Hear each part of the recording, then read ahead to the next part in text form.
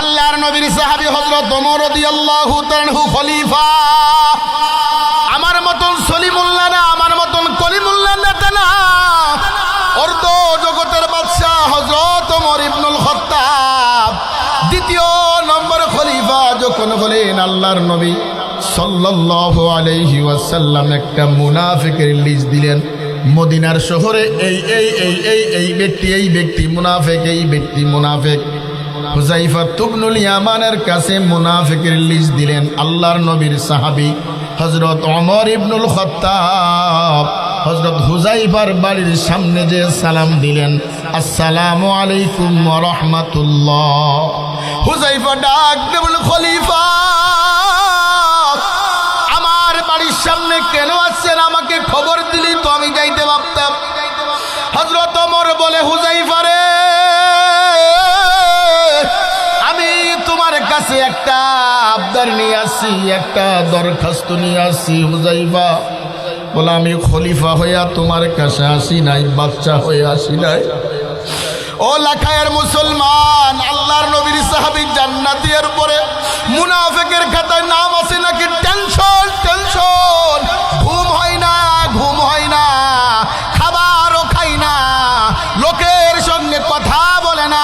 আমার চলতে গুনাহ, হাঁটতে গুনাহ, কথায় গুনাহ, গুনার কারণে আমার দেহ না পাক, গুনার কারণে আমার চোখ না পাক, গুনার কারণে আমার হাত না পাক, গুনার কারণে আমার জিহ্বা না পাক। কথা কয় না, কথায় কথায় মিথ্যা বলি, কথায় কথায় কসম করি, কথায় কথায় জিনা করি, কথায় কথায় হাতের গুনাহ করি, এরপরও কিন্তু আমাদের হুঁশ নাই। একদিন কবরে যেতে হবে, একদিন আল্লাহর আদালতে দাঁড়াইতে হবে, এই খেয়াল কিন্তু তোমার নাই। আল্লাহ পাক রব্বুল আলামিন বলেন, ওয়ালিমান খাফা মাকাম রাব্বিহি জান্নাতান।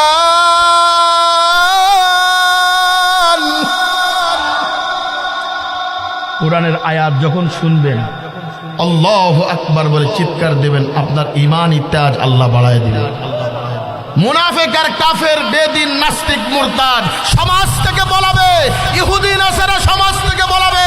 আল্লাহু আকবারের ধ্বনি, আল্লাহু আকবারের গর্জন মুমিনরা যখন দেয়, মুনাফিক পাশ পিছনে কাপড় তুলে পালাইতে থাকে। কথা বলেন ঠিক কিনা? দেখেন না, হক কথা বলা যায় না, কোরআনের কথা বলা যায় না। বেশ্যা নারীরা জেলখানায় যখন ঢোকে, তাদের হাতে মিন্দি লাগাইয়া দুই একদিন পর জেলখানা থেকে বের করে দেয়।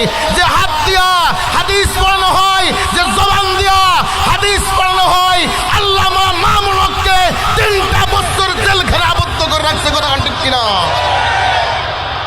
অপরাধ কি? একটাই অপরাধ, কোরআনের কথা বলে। একটাই অপরাধ, হকের আওয়াজ উচ্চারণ করে।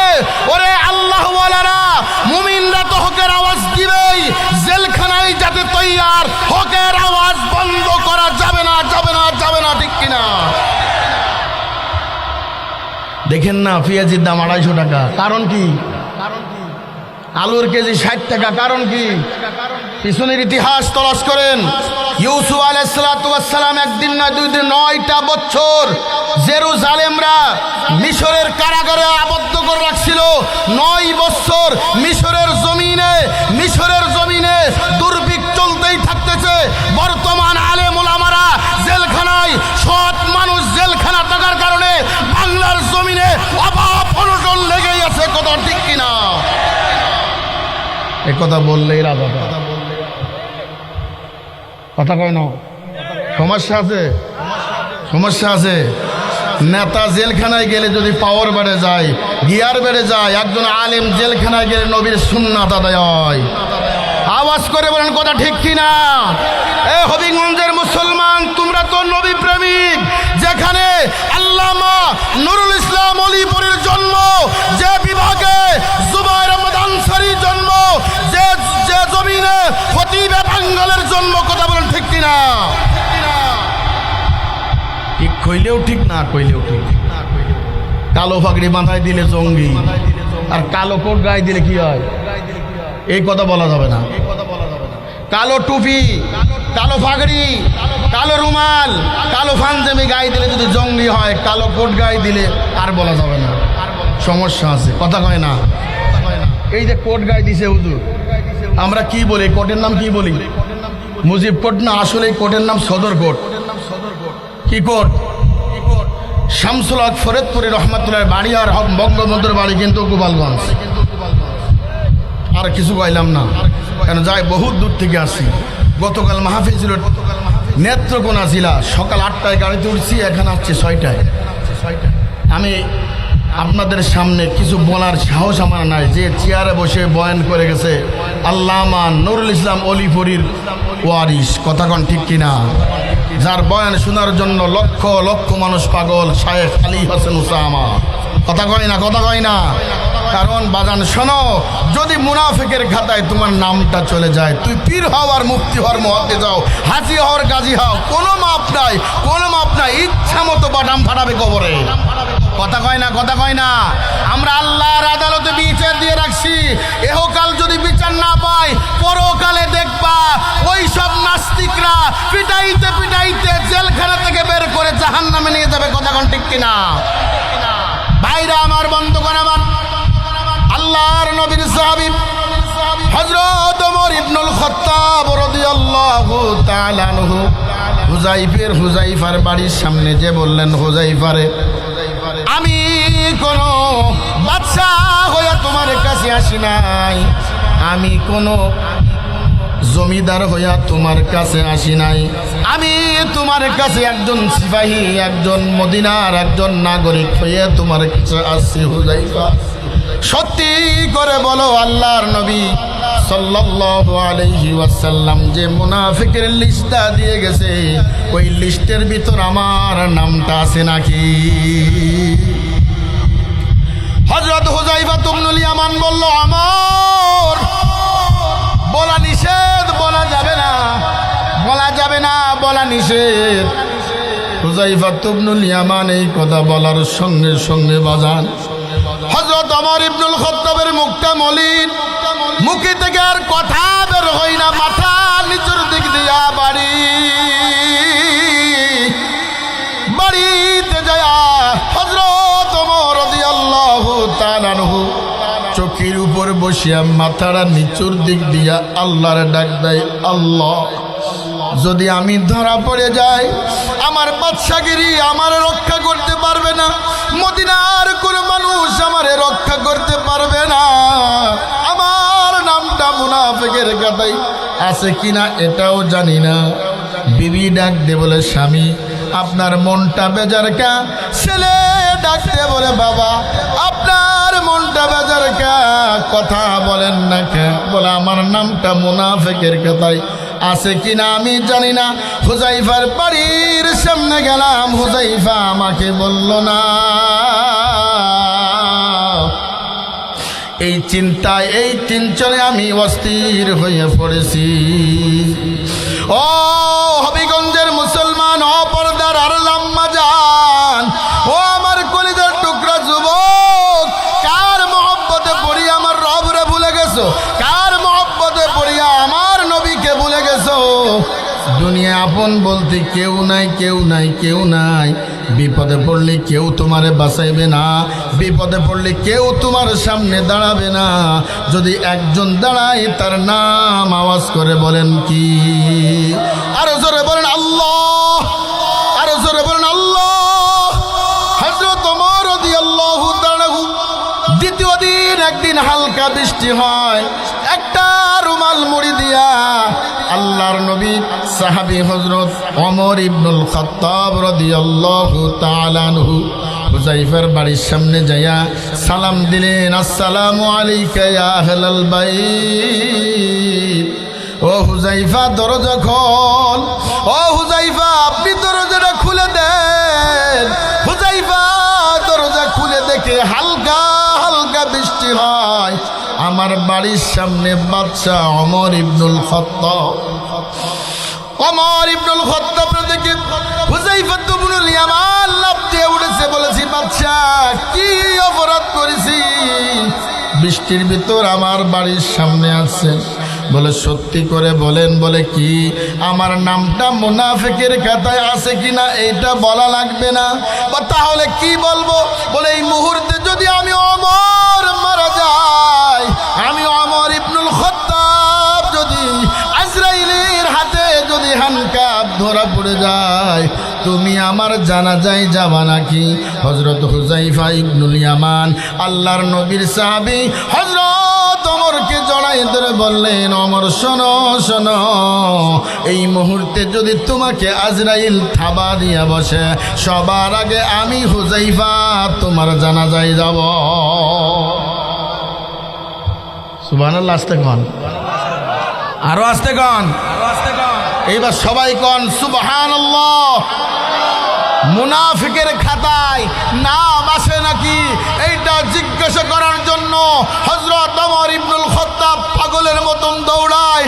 আমার 24 ঘন্টা গুনাহ, হাঁটতে গুনাহ, কথা বলতে গুনাহ, উঠতে বসতে গুনাহ, নিঃশ্বাসে বিশ্বাসে গুনাহ। গুনার কারণে আমার দেহ নাপাক, গুনার কারণে আমার জিহ্বা নাপাক, গুনার কারণে আমার চোখ নাপাক, গুনার কারণে আমার দেহ নাপাক। এত গুনাহ করেছি, আমার সন্তান যদি জানতো বাবা বলে পরিচয় দিত না, আমার স্ত্রী যদি জানতো স্বামী বলে পরিচয় দিত না। এরপরও আমাদের একটু চিন্তাও নাই মূর্তি একদিন হবে। যদি চিন্তা থাকতো ঘরে বাজারে আড্ডা দিতাম না। কতক্ষণ ঠিক কিনা বাজান? একদিন সবাইকে যেতে হবে, সবাইকে যেতে হবে, কেউ থাকতে পারবো না। আসার একটা সিরিয়াল আছে, যাওয়ার কোনো সিরিয়াল নাই। আসার একটা সিরিয়াল আছে, যাওয়ার কোনো সিরিয়াল নাই।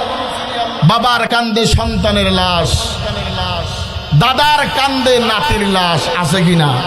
জোরে কোন আছে কিনা? ফাইদা জাআ আজালুহুম লা ইস্তাখিরুনা সাআতান ওয়ালা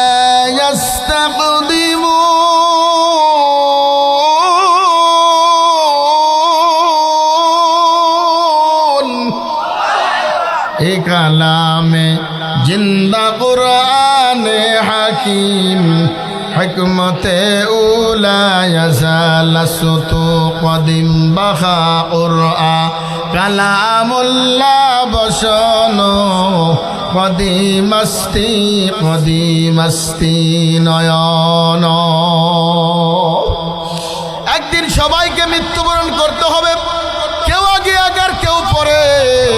এমন হতে পারে আজরাইল প্যান্ডেলের সামনে দাঁড়ায় আছে, পিছনে দাঁড়ায় আছে। আজরাইল যদি থাবা দিয়া বসে আর আল্লাহর কাছে যদি বলে, আল্লাহ আমরা জান্নাতের বাগানে বসিয়া আলেমদের বয়ান শুনতেছিলাম রে মালিক। আল্লাহ বলার জবান দিয়া আমরা বয়ান শুনতেছিলাম, মধুর কণ্ঠে কোরআন তেলাওয়াত শুনতেছিলাম। আল্লাহ কয়, ফেরেশতা যা যা ওদের নামটা জান্নাতের খাতায় দিয়ে দিয়ে। আর যারা চার দোকানে বসে আছে, বাদামের দোকানে বসে আছে, যারা বিড়ি টানতেছে, রাস্তার কিনারে কিনারে ফেসবুক টানতেছে, আজরাইল কয় ধর ধর ধর, এক ধরায় যেন পাশা দিয়ে মুখ দিয়া পায়খানা বের করাই দে। কথা হয় না গা? আর ওদের জানটা নিয়ে জাহান্নামের খাতায় দিয়ে দে। তাহলে বোঝা গেল আমরা যারা এই জায়গায় বসে আছি সকলেই জান্নাতি জান্নাতি। এরাই হলো জান্নাতি যারা আল্লাহ ওয়ালার দিক তাকায়া বয়ান শুনবে, আমল করবে। আল্লাহর নবী বলেন সকলেই আল্লাহ জান্নাতি ঘোষণা দিয়েছে। মান ক্বালা লা ইলাহা ইল্লাল্লাহ, মান ক্বালা লা ইলাহা ইল্লাল্লাহ দাখালাল জান্নাহ। যে ব্যক্তি একবার ইয়াকিন দিয়া একবার কালিমা পড়বে, আল্লাহর নবী বলেন ওই উম্মাত আল্লাহর জান্নাতে চলে যাবে। আমাদেরকে আল্লাহর ভয় অন্তরে নাই, শুধু গুনার গুনাহ, গুনার গুনাহ, 24 ঘন্টা গুনাহ।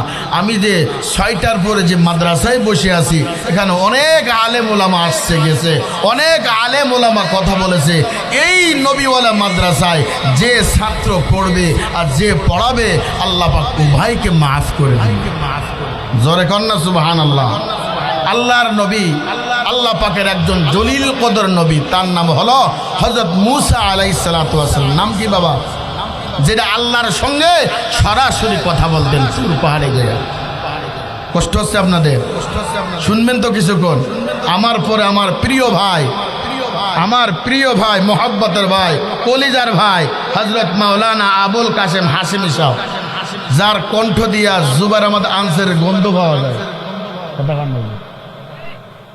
আল্লাহর বান্দা চলে গেছে, তার কণ্ঠ দিয়া কত মানুষের ফ্যাট চলতেছে আল্লাহ জানে। কথা হয় না? বেশিরভাগ বিবাড়িয়ার প্রায় বক্তার কণ্ঠ দিয়া আমাদের মরহুম জুবাইর আহমদ আনসারীর কণ্ঠের গন্ধ পাওয়া যায়।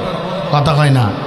যতই কণ্ঠ দিয়ে বয়ান করো, কিন্তু আনসার হিসেবের কণ্ঠের মজা আছে, এটা ভাঙ্গা ছিল যে তেলাওয়াতের, এই ভাঙ্গার পাওয়া যাবে না।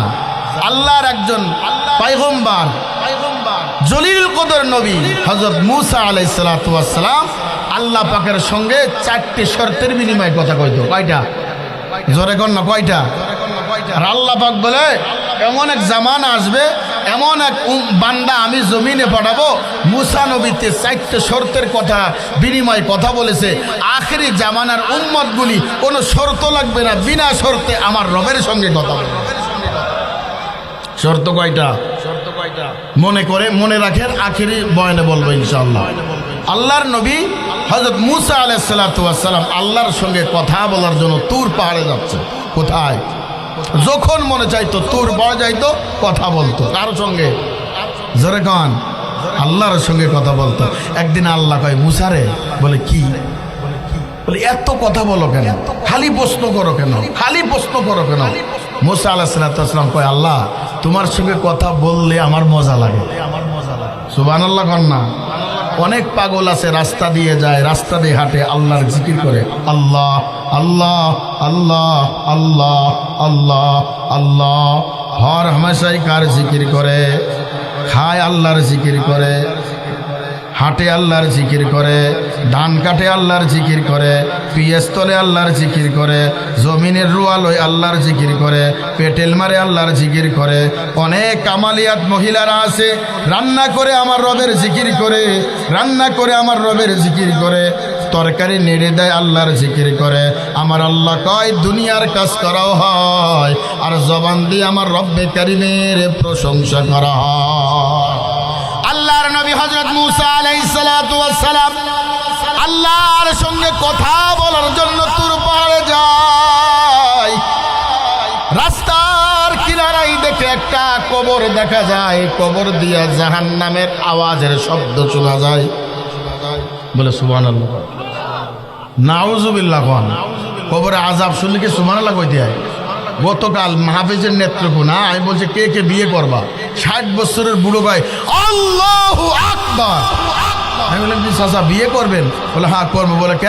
তোমার শাশি নেই এই জন্য। কথা কয় না, আবেগে সবসময় কয় কোন সুবহানাল্লাহ কোয়া লাগে, কোন আলহামদুলিল্লাহ করলে, এটাও মুসলমান জানে না। জানে কোনটা, কোথায় কি বললে, কোথায় গেলে গুনাহ পাওয়া যাবে, কোথায় গেলে সুদের টাকা পাওয়া যাবে, কোথায় গেলে হারাম পাওয়া যাবে, এটা ঠিক ভালো খেয়াল থাকে মুসলমানদের, ঠিক কিনা? আল্লাহর নবী হযরত মূসা আলাইহিস সালাতু ওয়াস সালাম আল্লাহর সঙ্গে কথা বলার জন্য যখন তুর পাহাড়ে যায়, রাস্তার কিনারে তাকায় দেখে একটা কবর দিয়া জাহান্নামের আওয়াজের শব্দ শোনা যায়, জাহান্নামের আগুনের আওয়াজের শব্দ শোনা যায়। আল্লাহর নবী হযরত মূসা আলাইহিস সালাতু ওয়াস সালাম কোনো প্রশ্ন করলেন না, আল্লাহর সঙ্গে হাজতগুলি শেষ করে, আল্লাহর সঙ্গে কথা বলা শেষ করে ওই রাস্তা দিয়ে যখন আবার আসে, দেখে ওই কবর দিয়ে আল্লাহ তাআলার জান্নাতের ঘিরান বের হয়। আল্লাহু আকবার বলি বাজান, আর জোরে বলেন আল্লাহু আকবার। মূসা আলাইহিস সালাতু ওয়াস সালাম অন্য তবিয়তের মানুষ ছিল, যখন মনে চাইতো আল্লাহর সঙ্গে কথা বলতো।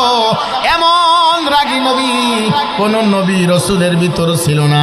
আল্লাহর নবী মূসা যখন রাখতেন চুলগুলি দাঁড়িয়ে যেত, টুপির ফাঁক দিয়ে দাঁড়িয়ে যেত, আর যখন কালেমার দাওয়াত দিতেন তার মনটা আল্লাহ নরম করে দিতেন। মূসা আলাইহিস সালাতু ওয়াস সালাম দেখলো, প্রথমবার দেখলো কবরে জাহান্নামের আগুন, আর যখন দ্বিতীয়বার কথা শেষ করে যখন আবার আসে দেখে কবর দিয়া জান্নাতের ঘিরান বের হয়, জান্নাতের ঘিরান বের হয়। আল্লাহর নবী মুসা আলাইহিস সালাতু ওয়াস সালাম আল্লাহকে প্রশ্ন করে ফেলেছে, মালিক তোমার নীলা খেলা বড় দায়, দেখলাম কবরে জাহান্নামের আগুন, আবার যখন আসলাম দেখলাম কবরের ভিতর আল্লাহ জান্নাতের বিছানা বিছায় দিছে। আল্লাহ এর ঘটনা একটু আমি জানতে চাই। আল্লাহ পাক রব্বুল আলামিন বলে ও মুসা শোনো, ও আমার পয়গম্বর, তুমি প্রথম যা দেখছো এটাও সত্য, দ্বিতীয়বার যা দেখছো এটাও সত্য। বলে কারণ কি? বলে আমার এই নাফরমান বান্দা এমন কোনো পাপ নাই, এমন কোনো গুনাহ নাই, এমন কোনো জিনা নাই, করি নাই। আল্লাহ পাক রব্বুল আলামিন কোরআনুল কারীমের ভিতরে বলেন, ইয়া আইয়াতুহান নাফসুল মুতমাইন্না। নফস হলো তিন প্রকার, নফসে আম্মারা, নফসে লাওয়ামা, নফসে মুতমাইন্না। আমি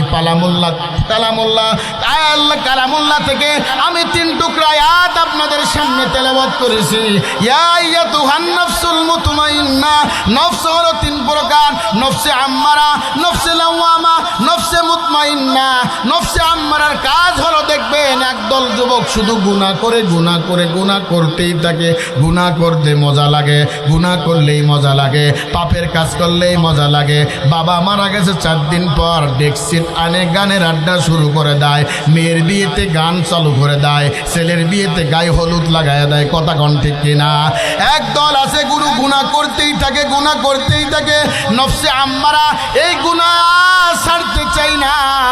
আমার আল্লাহ ডাক দে বলে, মুসা শোনো, ওই বান্দা এমন কোনো গুনাহ নাই, এমন কোনো পাপ নাই, এমন কোনো অন্যায় নাই, আমার এই বান্দা করি নাই, কিন্তু তার একটা নেক আমল ছিল। জোরে কোন সুবহানাল্লাহ। একটা নেক আমল ছিল বাজান, সেই নেক আমল হলো তার একটা সন্তান দুনিয়ায় ভূমিষ্ঠ হওয়ার পরে, এই বান্দা মারা যাওয়ার পরে ওর স্ত্রী ওই সন্তানকে মক্তবে ভর্তি করাইছে। মক্তবে কি পড়ায়? আলিফ বা তা সা জিম। আর কেজি স্কুলে পড়ে আগডুম বাগডুম গুড়াডুম সাজে ডোল নিয়ে যাও কবরস্থানে। কথা কয় না। কত সুন্দর করে পড়ায়, অতে অজু করে নামাজ পড়ো। আর স্কুলে পড়ে অতে অজাগার, ওই দেখো আসছে তীরে। কথা কন ঠিক কিনা? 2 দিন পরে আসলেই বাপের মাথায় পিস্তল ধরে কয়, শালা টাকা দে। কথা কয় না পালসার কিনে দে, না 50 কিনে দে, না আরও নতুন একটা গাড়ি বের হয়েছে, আমার নামটা মনে নাই, ওই গাড়ি কিনে না দিলে তোর মাথায় গুলি করব। আর যার সিনার ভিতর কোরআনের গন্ধ আছে, ওই সন্তান বাবার মাথায় পিস্তল ধরে না, মায়ের মাথায় পিস্তল ধরে না। যদি বাবা বলে, বাবা আমি গরিব মানুষ, দিন মজুরি মানুষ, আমি টাকা নাই, চুপ করে মাথাটা নিচের দিক দিয়া চলে যায় মসজিদের দিকে। কথা কোন ঠিক কিনা? আল্লাহর নবী মুসা আলাইহিস সালাতু ওয়াস সালাম বললেন, আল্লাহ পাক রব্বুল আলামিন বললেন, ও মুসা, এই বান্দার একটা নেক আমল ছিল, তার একটা সন্তান দুনিয়ায় যখন ভূমিষ্ঠ হয়েছে, তিনার স্ত্রী তিনার সন্তানকে মাদ্রাসায় দিয়েছে। ওই সন্তানকে যখন হযরত উলামা ইকরাম প্রথম সবক দেয়, 4টা অক্ষর সবক দেয়, আলিফ বা তা থা, আলিফ বা তা থা। এই 4টা অক্ষর যখন ওই ছাত্রের জেনের ভিতরে ঢুকায়া দেয়, কলিজার ভিতরে ঢুকায়া দেয়, আমার আল্লাহ ডাক দিয়ে বলে, ফেরেশতা যা ওই বান্দার নাফরমানি গুনাহ মাফ করে দিয়া ওই সন্তান যে কোরআন তেলাওয়াত করতেছে, আরবি অক্ষর শিক্ষা গ্রহণ করতেছে, এই আরবি অক্ষরের কারণে ওই বান্দার কবর আযাব মাফ করে ওই বান্দাকে জান্নাতের বিছানা আল্লাহ বিছায়া দেয়। তাহলে বোঝা গেল মাদ্রাসায় দিলে ঠকে না। আমরা মাদ্রাসায় পড়েছি বাজার, আমরা ঠকি নাই। আমাদের কোনো সার্টিফিকেট নাই, আমাদের কোনো ডিগ্রি নাই, তারপরও আমরা সব থেকে খুশি কেন জানেন? আল্লাহ পাক রব্বুল আলামিন সারা পৃথিবীতে ঘুরায় আলেমদেরকে। কথা কন না কেন? সারা পৃথিবীতে ঘুরায় আলেমদেরকে, দামি দামি খাবার খাওয়ায়, দামি দামি বিছানায় ঘুম পাড়ায়, দামি দামি গাড়িতে চড়ায়, এমন বক্তা আছে প্রত্যেক দিন হেলিকপ্টারে বয়ান করে, আছে কিনা? এটা তার গর্বের বিষয় না, এটা কোরআনের পাওয়ারের কারণে। আল্লাহ কয় কোরআনকে যত তুমি নিভাই দিতে চাবা আমি আল্লাহ পাক উপরে উঠাই রাখব। আল্লাহ পাক বলেন ইউরিদুনা লিয়ুতফিউ নূরাল্লাহি বিআফওয়াহিহিম ওয়াল্লাহু মুতিম্মু নূরিহি ওয়ালাউ কারিহাল কাফিরুন।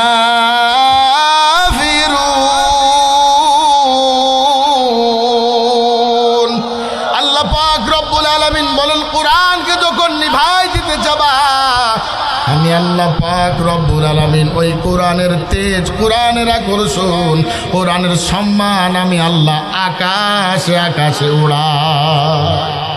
আমাদের কোনো সার্টিফিকেট নাই, আমার হুজুরও সার্টিফিকেট নাই। ওই সেই ৭৩ বছর আগে দাওরা হাদিস পাশ করে বসে আছে, এখনো চলতেছে, মৃত্যুর আগ পর্যন্ত চলবে। সব থেকে সমাজের দামি খাবার, ভালো খাবার একজন আলেমরে খাওয়ায়। আজকে যে বারে খাইছি দেশি মুরগি খাওয়াইছে আমার। কি মুরগি? দেশি বোয়াল মাছ খাওয়াইছে, দেশি ট্যাংরা মাছ খাওয়াইছে। একজন প্রধানমন্ত্রী, এমপি, মন্ত্রী ওই খাবার খায় না, একজন আলেম যত দামি খাবার খায়। কিসের কারণে বাজান? কোরআনের কারণে, টুপির কারণে, জুব্বার কারণে বাজান। কত মানুষ আছে দামি দামি পোশাক পরে, একটা প্যান্টের দাম ৩,০০০ টাকা, একটা টায়ার দাম ৫,০০০ টাকা, একটা শার্টের দাম ১০,০০০ টাকা, একটা জুতার দাম দামি আছে ২৫০০ ৩,০০০ টাকা, একটা মোজা পরে আবার ১৫০ টাকার মোজা। আমার টুপির দাম গতকালকে আমি কিনছি নেত্রকোনা থেকে ৫০ টাকা দিয়ে। কথা কয় না? এই লুঙ্গি পরে সারা বাংলাদেশে ঘুরি, পায়জামা জীবনে পরি না।